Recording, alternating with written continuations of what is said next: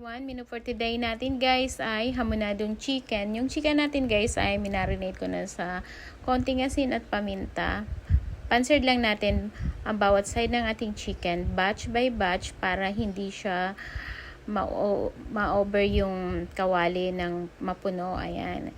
Then, tanggalin natin guys at lutuin naman natin yung ibang natira.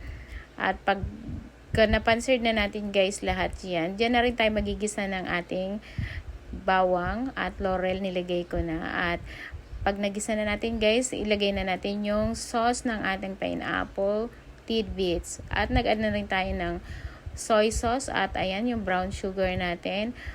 Pakuluin lang natin saglit.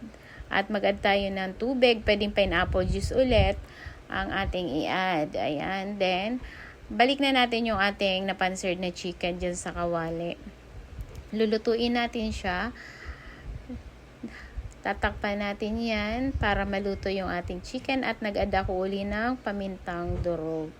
Ayan guys. Then, add na natin, pag kumulo na guys at luto na yung ating chicken, add na natin yung ating pineapple tidbits at yung ating hot dogs or sausage kung meron kayo.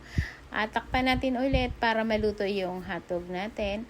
At pag konti na yung sauce niya guys, ayan, lumalapot na yung sauce niya, ay luto na yan guys. Pakuluin lang natin saglit. Then, ready na yung ating hamonadong chicken. Ayan guys, napakasarap niyan. Try nyo din guys yung recipe na yan. Thank you guys for watching.